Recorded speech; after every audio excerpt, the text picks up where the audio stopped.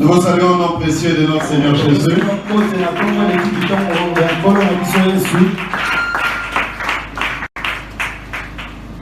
Veuillez vous rasseoir.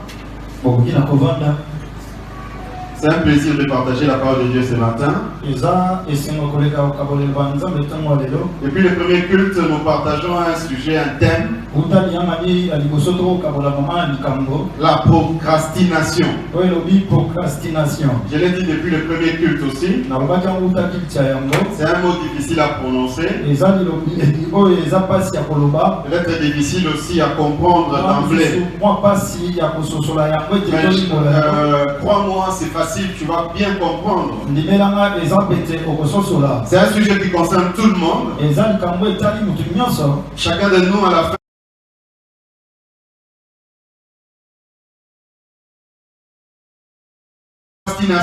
Procrastination. Nous allons partir de la définition. Nous allons voir ce que dit la parole de Dieu là-dessus.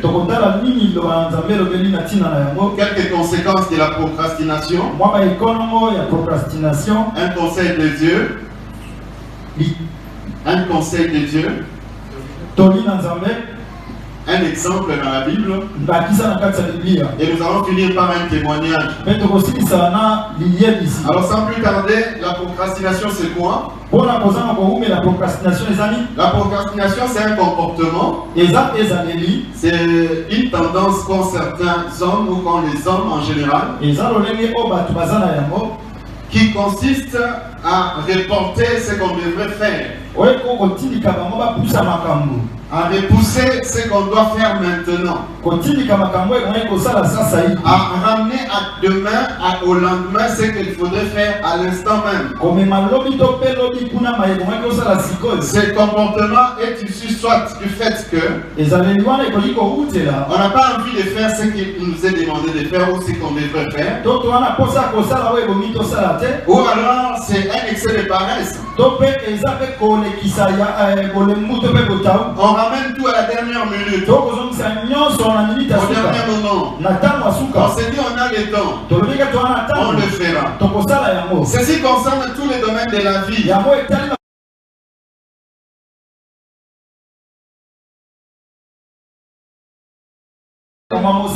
Personnel, social, à l'école comme à l'université, etc.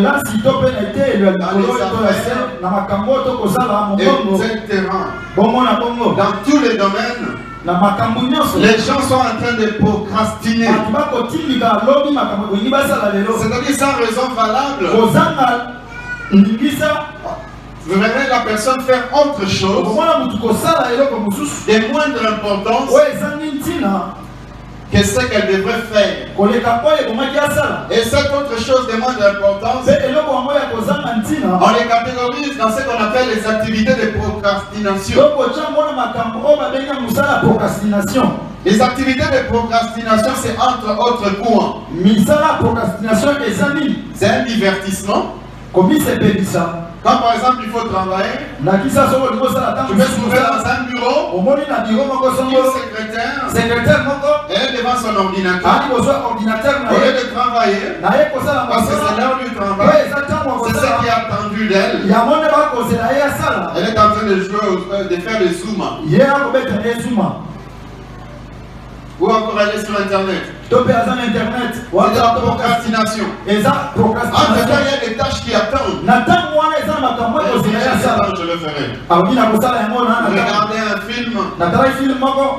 Non, les activités de procrastination, c'est entre autres regarder un film. Il faut faire quelque chose de plus important. Bien aimé, quand tu suis un film, sache que ces acteurs-là, d'une manière générale, ce sont des gens qui vivent leur vie. Et là, quand tu suis le film-là, il y a quelque chose que tu payes sans le savoir. Quand vous suivez maintenant les séries sur Canal+, il y a un abonnement. Et dans cet abonnement-là, il y a des parts pour la chaîne, il y a des parts pour les films qu'on balance. Là où c'est organisé, ça se passe comme ça. suivre un match, suivre la télé, dormir, manger, fumer, être dans les rêveries, en train de rêver, etc. À la place de faire ce qui est important pour toi. Pourtant, bien aimé, quand toi tu te dis, quand moi je me dis non, j'ai le temps, je le ferai. Il y a personne qui est le maître du temps. Ce n'est ni toi, ce n'est ni moi, ce n'est que l'Éternel des armées. Lisons Proverbe chapitre 27, le verset 1.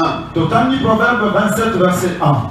Proverbe 27, verset 1, c'est notre première lecture. Vous savez comment nous faisons. Gloire à Dieu. Proverbe chapitre 27. Proverbe 27. Et verset 1er. La Bible nous dit ceci. Ne te vante pas du lendemain, car tu ne sais pas ce qu'un jour peut enfanter. Parole de l'Éternel. Pouvons nous rasseoir. On dit, ne nous vantons pas du lendemain. Ne disons pas demain nous allons. Nous serons là. Nous ferons. Comme nous pouvons faire maintenant. Parce que demain nous ne savons pas ce qui peut arriver. Ce n'est pas qu'on n'a pas le temps. La procrastination, ce n'est pas qu'on n'a pas le temps. Ce n'est pas qu'on n'a pas les moyens ou encore les capacités de faire ou d'agir. Mais on s'est dit non, je vais faire. On reporte. Pour une raison qui n'est même pas valable. On fait autre chose. Avoir des projets, ça n'a rien à voir avec la procrastination. Chacun de nous avoir des projets. À court terme, à moyen terme, à long terme. Dans 5 ans, je ferai ceci. Et que Dieu me l'accorde, il faut prier pour ça. Parce qu'il y a que Dieu qui maîtrise le temps et les circonstances. Mais la procrastination, c'est quand? Au lieu de faire maintenant ce que tu as à faire, tu as et le temps, tu as et les moyens, les capacités, la force de le faire. Mais tu dis je ferai. Tu procrastines. Proverbe chapitre 3. Proverbe chapitre 3. Verset 27 à 28. Verset 27 à 28. Proverbe chapitre 3, verset 27 à 28. Proverbe 3, 27 à 28. La Bible déclare ceci. Ne refuse pas un bienfait à celui qui y a droit. Quand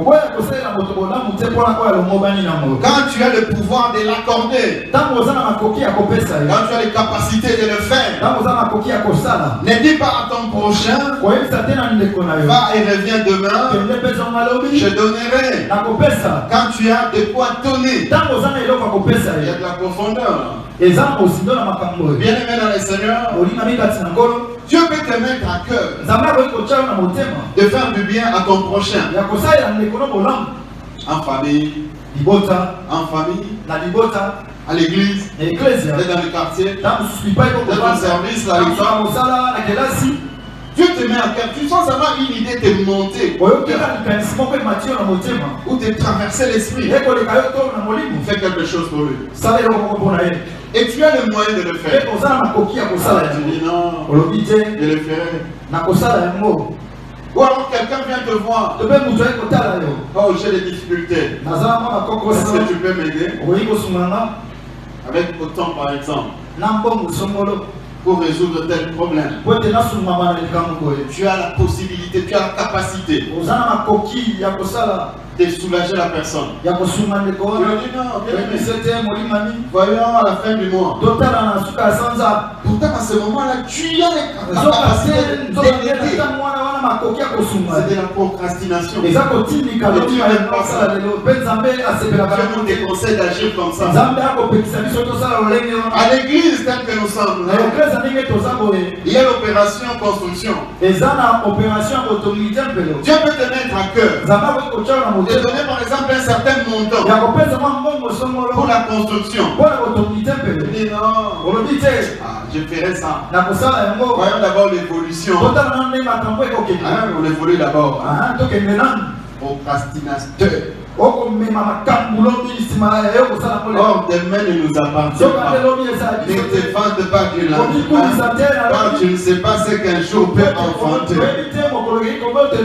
Tu peux dire Amen à la parole de Dieu. Annoncer. Tu peux dire Amen à la parole de Dieu. Il y a des choses bien aimées qui ne dépendent ni de Dieu. Retiens ça.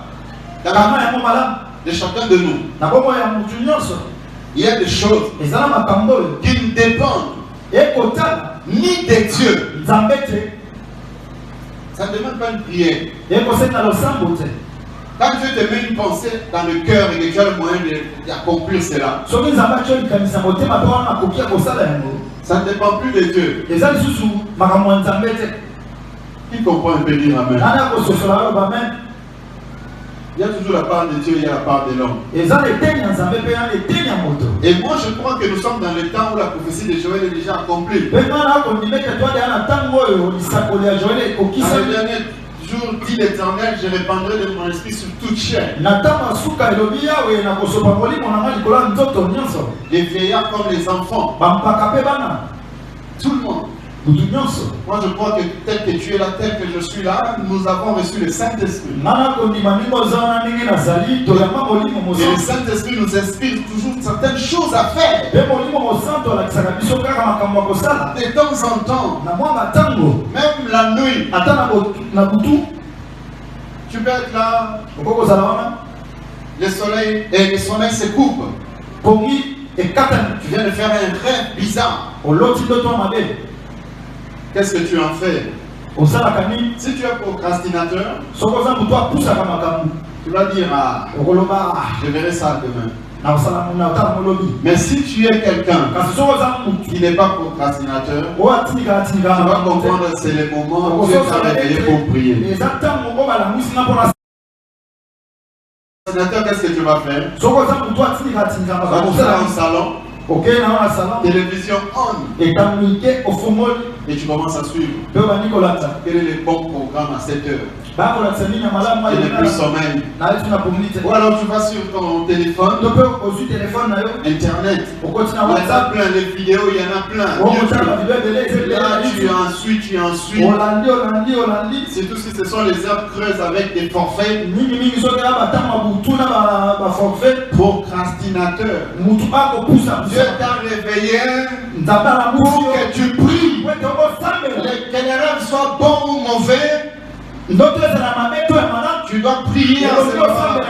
S'il est un bon rêve, demande à Dieu l'accomplissement de cela. Si c'est un mauvais rêve, demande à Dieu, prie Dieu, prie à Dieu, tu vas révéler ces choses pour que ça n'arrive pas. Ce qui est révélé, ce qui est dévoilé est condamné. Alléluia. Est-ce qu'on est en train de comprendre? Si on comprend, on peut dire Amen.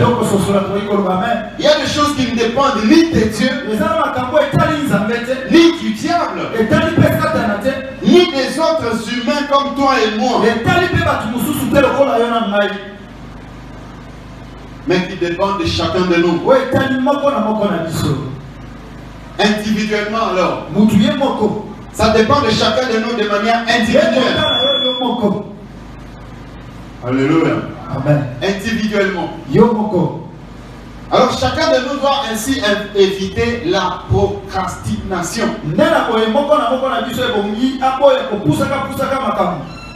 Procrastiner. Procrastinateur. Une seule chose, à part les temps que nous ne maîtrisons pas, il y a une autre chose que nous ne maîtrisons pas. Et c'est ça, et c'est là dans le monde entier. C'est la mort. Bien aimé, laisse-moi te dire, Même les pays que nous convoitons, que nous envions, que nous admirons. Ou si tu as 10 enfants, tu es un bienheureux. Tu ne le sais pas, il y a des pays où si tu as 10 enfants, tu es un bienheureux. Parce que chaque enfant, on te paye par rapport à chaque enfant. Il dit amen à la gloire de Dieu. Amen. Chez nous ici, si tu as 10 enfants, c'est peut-être un problème parce qu'il faut les trouver, c'est compliqué. Mais il y a des pays où si tu as 10 enfants, donc tu es bienheureux. À la fin du mois, tu as un budget costaud. Des bons comme ça. Mais malgré cela, il y a une chose qu'on ne parvient toujours pas à maîtriser partout. C'est la mort. Est-ce que tu sais que même dans ces pays dont je parlais, la mort existe? Il y a des pays où on ne parle plus de faim. La tante frère Junior comme ça, frère Junior, aujourd'hui je n'ai pas mangé. Toi tu vis sur cette planète? C'est pas possible. Donc il y a des pays comme ça, il y a des endroits comme ça. Mais malgré cela, la mort existe. Écoute maintenant les conseils de l'Ecclésiaste 9 verset 10. Ecclésiaste 9 verset 10. Qu'est-ce que la Bible dit? Que ceux qui ont leur Bible les ouvrent sur le téléphone, ouvrons tous. Ecclésiaste chapitre 9 verset 10. Écoutons ce que la parole de Dieu dit. Tout ce que ta main trouve à faire, avec quoi ta force, fais quoi? Repousse-le à demain. Repousse-les au soir. Repousse-les à l'année prochaine. Tout ce que ta main trouve à faire avec ta force, fais quoi? Pourquoi? Car il n'y a ni œuvre, ni pensée, ni science, ni sagesse dans les séjours de mort où tu vas. Tant que Christ n'est pas encore revenu, la mort est devant nous. Quelles que soient les dispositions qu'on peut prendre. Il y en a même qui ont vécu dans des caissons à oxygène. C'est-à-dire qu'il est dans un lit, une sorte de caisse, une grande caisse là, mais c'est de l'oxygène pur. Dans sa maison, c'est-à-dire les impuretés, les microbes n'entrent pas. Pour ne pas mourir tout ça. Mais en fin de compte, on finish. La mort a rattrapé. Bien aimé dans le Seigneur, la mort peut rattraper. Mais tant qu'on est encore vivant, ce que nous trouvons à faire avec notre force, ne portons pas cela à demain. Faisons-le. Sagesse de l'Éternel. Alléluia. Amen. Nous voyons maintenant quelques conséquences néfastes de la procrastination. Quand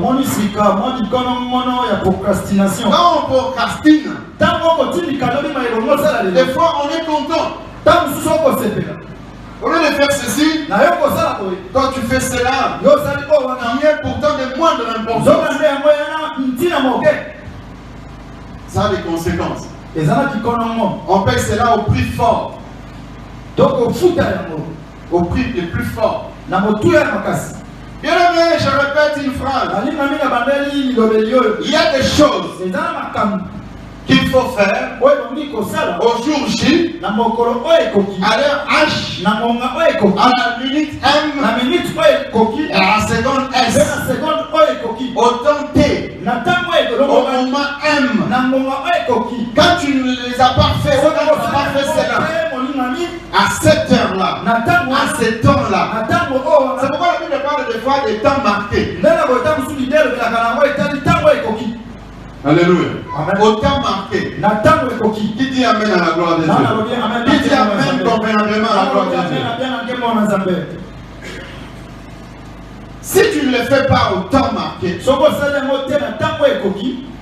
quand Quand il faut le faire après, il y a toujours des conséquences néfastes. On le fait mais avec beaucoup de difficultés. Et des fois, ça ne tient même plus.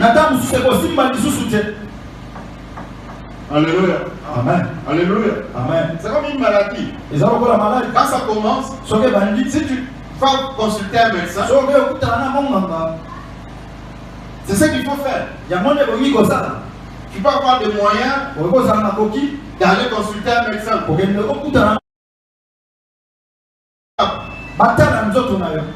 Mais toi, à cause de la procrastination, je ferai. Je suis encore fort. Alors tu t'automédiques. Et en s'automédiquant, de temps en temps, régulièrement, les jours où tu iras, c'est le médecin. Généralement, les médecins sont là. Il y a les médecins. Qu'est-ce que vous constatez souvent quand les gens viennent? Il y a des résistances. Pourquoi? Parce qu'on a tellement pris des médicaments seuls. Et maintenant, pour traiter, ça devient comment? Ça devient compliqué. Il faut maintenant des formules, il faut maintenant des associations d'intelligence. Tu associes tel autre médecin. Compliqué. Alléluia. Amen. Quand on procrastine, on paye toujours un prix cher. Si on avait fait la chose au moment.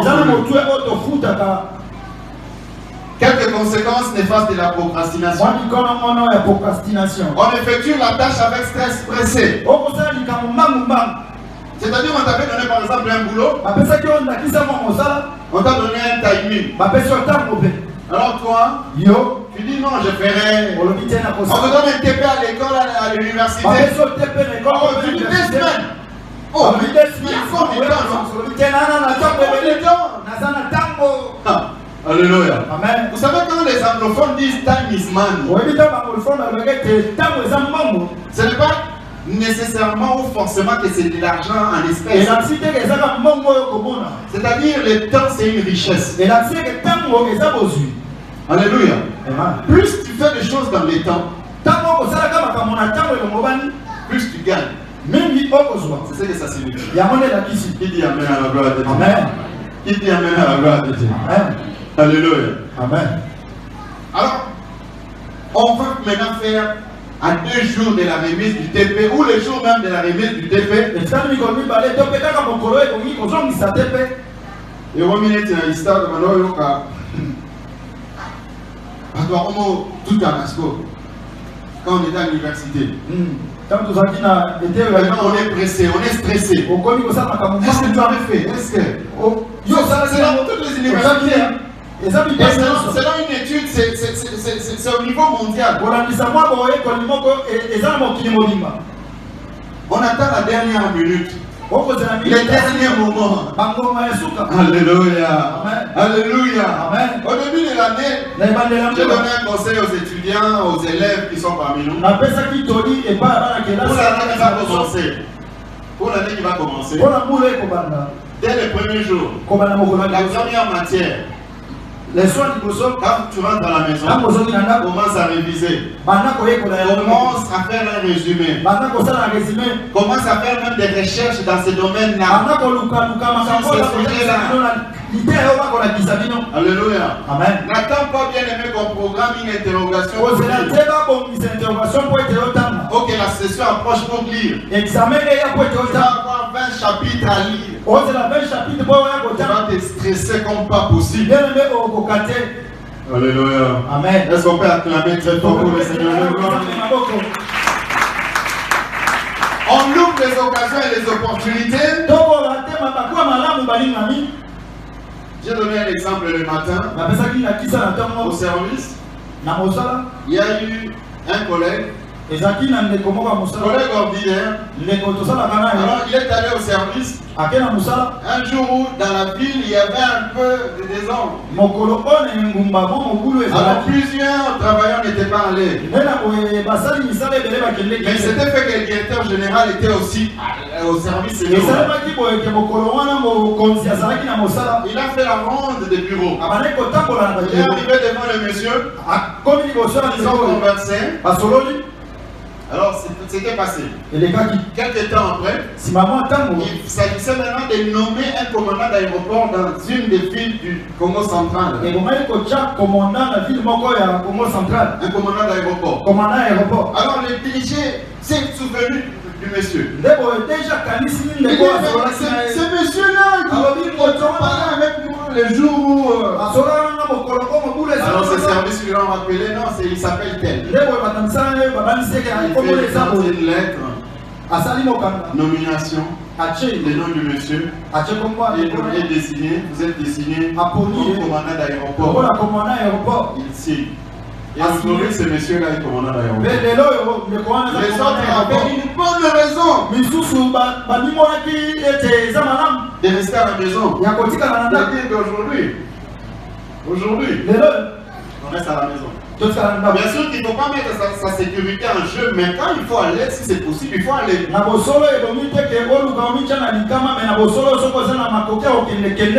Alléluia. Amen.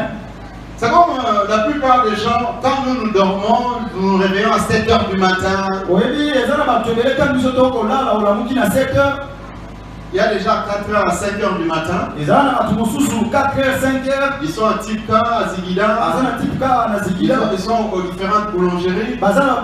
Ils sont déjà à bord de leur taxibus. En train déjà de travailler. Quand toi tu dors encore, tu dis, non, il fait encore nuit. La procrastination.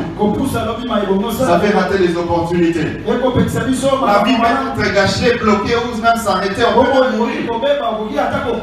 On peut subir des échecs. On peut tacler ce qu'on fait. On fait des choses tellement rapidement, alors on ne les fait plus avec soin. On ne fait plus avec soin. On tacle tout ce qu'on fait. Alléluia. Amen. Alléluia. Amen. On peut rester pauvre, mendiant, oisif, se faire blâmer. Au boulot, on peut te blâmer parce que tu n'as pas appris de travailler à temps. Tu peux avoir un 0 à l'école. On peut arriver au surménage. Quand maman, au lieu de préparer, parce qu'il y a tout, il y a l'argent, papa peut-être laisser l'argent pour le marché. Depuis le matin. Mais maman s'est dit, au marché, j'y vais. Or, normalement, on mange à quelle heure? Le grand repas de la journée, c'est à quelle heure? En principe, c'est à quelle heure? C'est une question que je vous pose. C'est à quelle heure? Hein? Il y a 12 heures. Midi. Alléluia. Amen. En principe, c'est comme ça que ça se passe. Les médecins sont là. Il y a une horloge interne. Et il y a des sécrétions, des hormones qui font qu'à 12 heures, un corps normal, il y a des hormones, il y a des sécrétions qui sont qui réclament qu'on mange. Quand on est normal, c'est comme ça. Mais comme on est déjà dans la procrastination, maman s'est dit non, j'irai, elle va marcher à 15 h. Et puis à 17 h, ce n'est pas encore prêt. Et les enfants commencent à pleurer. On a faim. Et maintenant la maman est surmenée, il faut faire vite. Parce que les enfants pleurent. Là peut-être c'est les brasseries qui posent un problème aussi. Peut-être le courant, il vient y avoir une coupure. Ça c'est notre monde à nous. Alléluia. Amen. Il y a des coupures qui vous disent pas quand, comme cette nuit, depuis hier la nuit, je ne sais pas chez vous. On a constaté seulement qu'il y avait coupure d'eau. Alléluia. Amen. Il ne faut pas procrastiner. Il faut faire les choses dans les temps. Qui dit Amen à la gloire de l'Éternel. Qui dit Amen à la gloire de l'Éternel. Et puis le 7e point, comme conséquence, il y en a plusieurs. Je vous ai dit ensuite seulement quelques. L'éducation des enfants peut être ratée. Chers parents, plus nous disons Que les enfants grandissent encore pour qu'on leur parle de certaines choses. Plus nous plongeons dans la procrastination. Parce que qu'est-ce qui se passe? Quand nous nous reportons de parler aux enfants de certaines choses, l'Internet leur parle. Et leur parle de quoi? De tout et de rien. Qui dit Amen que c'est la vérité? Amen. Qui dit Amen que c'est la vérité? Amen. Alors il faut faire gaffe. Ne procrastinons pas dans l'éducation de nos enfants. Faisons franche avec nos enfants dans la façon de parler avec eux. Proverbe 26, verset 15. Proverbe 26, verset 15. La Bible dit ceci. Les paresseux plongent sa main dans le plat et ils trouvent pénible de la ramener à sa bouche.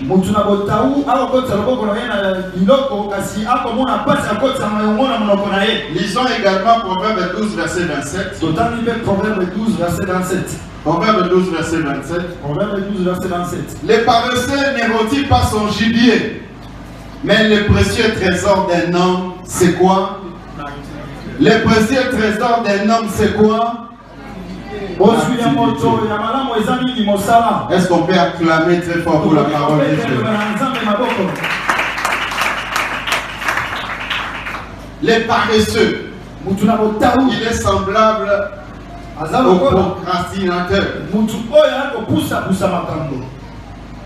Il a un gibier, mais il ne rôtit pas. Tu as déjà Jésus-Christ, tu as accepté. Mais pourquoi tu ne viens pas l'écouter? Pour venir au culte, il faut qu'on te pousse. Tu vas toujours des reports en report. Quand on est mardi, tu dis non, j'irai Jésus. Quand on est mardi, tu dis non, j'irai dimanche. Quand il faut venir au culte matinal, tu dis non, j'irai au culte du soir. C'est que ta main trouve à faire avec ta force. Fais-le. Ne te vante pas du lendemain. Car tu ne sais pas ce qu'un jour peut affronter. Le paresseux. Procrastinateur. Il est à table. Il y a des plats. Il prend pour sa propre santé, pour son bien. Quand nous venons à l'église, c'est d'abord pour notre bien. J'ai dit, c'est la part de Dieu. Si j'avais faim, si Dieu avait faim, il ne l'aurait pas dit. Dieu peut te remplacer. Est-ce que Dieu peut me remplacer? Je ne suis pas indispensable chez Dieu.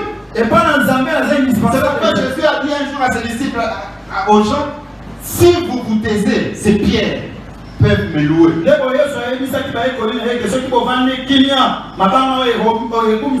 Les pierres peuvent louer l'Éternel. C'est nous qui avons tout intérêt devant Dieu.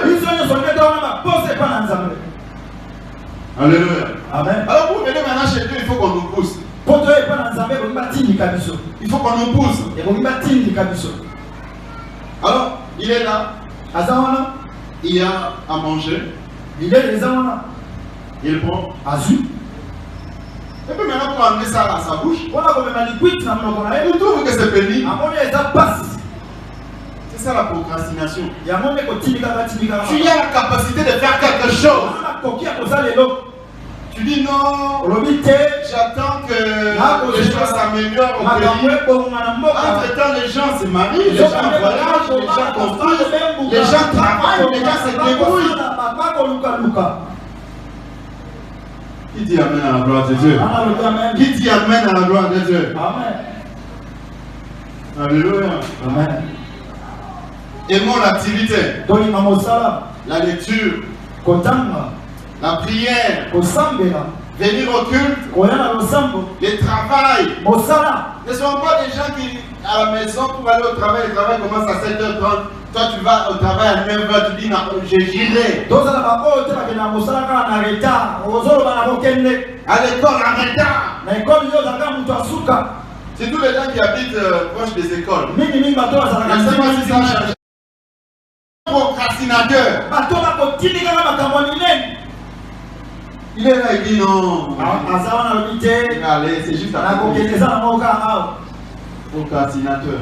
Ne soyons pas procrastinateurs. Aimons l'activité. Servir Dieu. Étudier. Faire des recherches. Parler aux enfants. Craindre à Dieu. Se sanctifier, c'est une activité. C'est repentir aussi.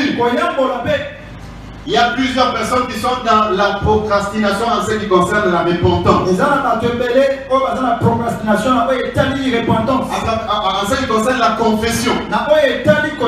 Il y a des choses qu'il faut confesser. Il y a des choses pour lesquelles il faut se repentir.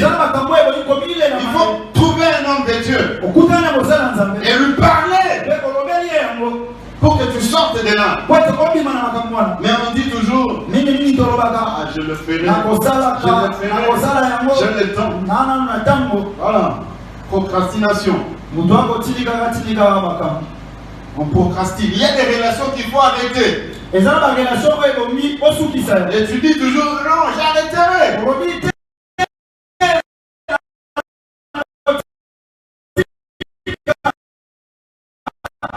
J'ai le temps. Je suis encore jeune. Je suis encore fort. J'ai le temps. Je le ferai.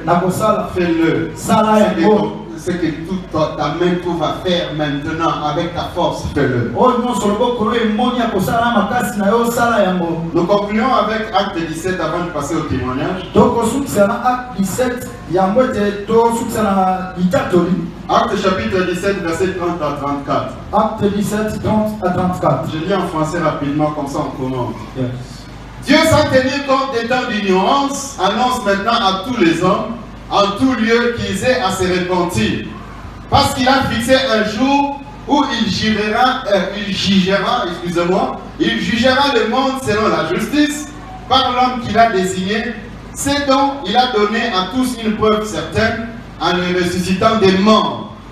Lorsqu'ils entendirent parler des résurrections des morts, les uns se moquèrent et les autres dirent, nous t'entendrons là-dessus une autre fois. Ainsi Paul se retira du milieu d'eux, quelques-uns néanmoins s'attachèrent à Paul et crurent. Élie, l'Aréopagite, une femme nommée Damaris et d'autres avec eux. Parole de l'Éternel. Amen. Parole de l'Éternel. Amen. Parole de l'Éternel. Amen. Ici, l'apôtre Paul est à Athènes. Il trouve des gens qui aimaient prier. Ils aimaient beaucoup la religion. Il leur dit non, mais je vous ai vu, vous aimez beaucoup la religion. Vous êtes très religieux. Il leur annonce le véritable Dieu. Mais au verset 30, il leur dit, Dieu sans tenir compte des temps d'ignorance. Il dit maintenant à tout le monde que tout le monde doit se repentir en tout lieu.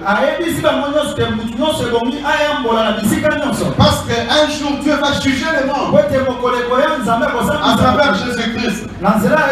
Le Jésus que lui avait ressuscité d'entre le monde. Alors le groupe de gens qui étaient là, en entendant ces paroles, s'est divisé en deux. Il y a eu un premier groupe qui était des procrastinateurs. C'est le verset 32. Les uns se moquèrent et les autres dirent, nous t'entendrons là-dessus une autre fois. Ils disent, s'il faut se repentir, tu vas nous prêcher ça autrefois, prochainement, demain, peut-être après 10 ans. Et à ce moment-là, nous allons nous repentir. Bien aimé, ne répondons pas ce que nous pouvons faire aujourd'hui à demain. Mais du moins, la Bible dit, néanmoins il y a eu un autre groupe qui avait cru en vrai. des gens qui s'étaient répandus sur place. De quel groupe es-tu? De quel groupe suis-je? Des procrastinateurs ou des gens qui agissent quand il est temps d'agir? Est-ce qu'on peut acclamer très fort sur le témoignage? Le témoignage que je vais donner, c'est par rapport à l'évangélisation. J'en ai donné un au premier culte. J'en donne un deuxième à ce culte. Il y a quelques années, il y avait un jeune homme dans la ville, ici à Kinshasa. Alors ce jeune homme, il faisait partie de ce que nous appelons le Kuluna. On habitait le même quartier. Alors il faisait même l'air rapide derrière ma maison. Il ravissait les gens, des histoires même derrière ma maison. Parce que il était comme leur leader. De leur groupe, disons. Il y avait les leaders de leur groupe. Alors dans leur groupe, dans leur écurie, les quartiers où nous on était, c'était comme leur territoire. Et il y avait d'autres écuries dans les autres quartiers. Alors comme l'évangile, il faut en parler. Bien aimé, l'évangile c'est pour tous, il faut annoncer l'évangile à tous. Même en famille, bien aimé, n'aie pas peur. Toi parle. Et ça passe ou ça ne passe pas, toi tu as fait ta part. Qui dit amen à la gloire de Dieu? N'aie pas peur. Tu as un précieux trésor à distribuer aux l'évangile. Au nom de Jésus. Je l'ai abordé. Je lui ai parlé de l'évangile de Jésus-Christ qui donne sa vie à Jésus. Et même par sa réaction, on sentait qu'il était convaincu que Jésus, il fallait qu'il donne sa vie à Jésus parce que sa vie n'avait pas de sens du tout. Ces gens-là, ils sont des fois sans cœur. Une fois, ils avaient ravi à un couple là qui amenait un enfant en urgence vers Kalembele de la pédiatrie la nuit. Ils se sont saisis et ils ont ravi tout ce qu'ils avaient comme argent.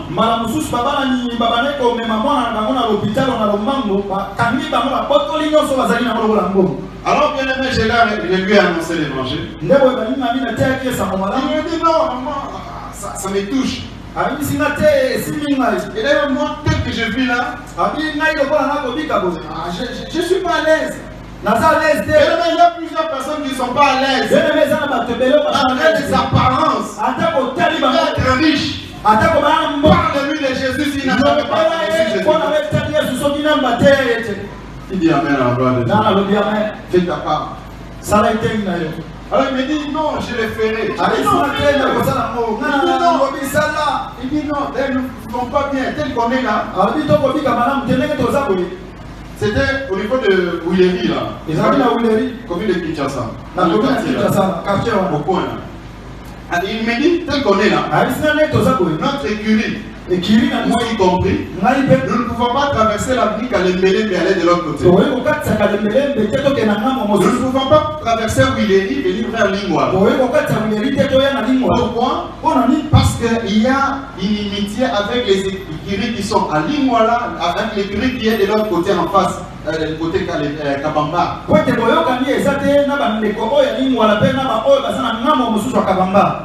Il me dit ça. Donc une prison là, vous le voyez là. Mais il est en prison. Ce sont les choses vraies, une histoire vraie que je vous dis. Je lui dis non, accepte Jésus. Change de vie. Il reportait la procrastination. Après un certain temps, moi j'avais déménagé. Un jour, j'apprends une nouvelle. Qu'est-ce qu'on me dit? On me cite le nom du monsieur. On me dit le monsieur, c'était enivré. Et sous cet effet de l'alcool, il s'est endormi dehors. Au rond-point où il est là, il y avait un truc là, Bodino. Aujourd'hui, je crois que c'est 155. Ah, il a mis ça 55. Un bar. Bar, on faisait 155. Dehors, là, on faisait des briques. On fabriquait des briques et on vendait. Alors, lui, quand il est venu, saoul, il s'est couché dehors là. Alors, qu'est-ce qui s'est passé? On me dit, les pommes maintenant, les koulouna, les curés de Lingwala étaient en train de passer. Pendant cette nuit-là. Alors ils l'ont surpris comme ça endormi. Ils ont fait de lui. Ils ont pris le brique. Lui sous le sommeil. Soul. Ils ont lâché ça sur sa tête. La tête de ratatinée. Quand on l'a amené aux urgences, il y avait déjà une hémorragie interne. On a constaté seulement les dégâts. Et on a dit que non, il était déjà parti. C'était trop tard. Aujourd'hui, l'âme de ce monsieur peut se retrouver où selon toi? La procrastination. Merci pour votre attention. Et que Dieu bénisse sa parole. Est-ce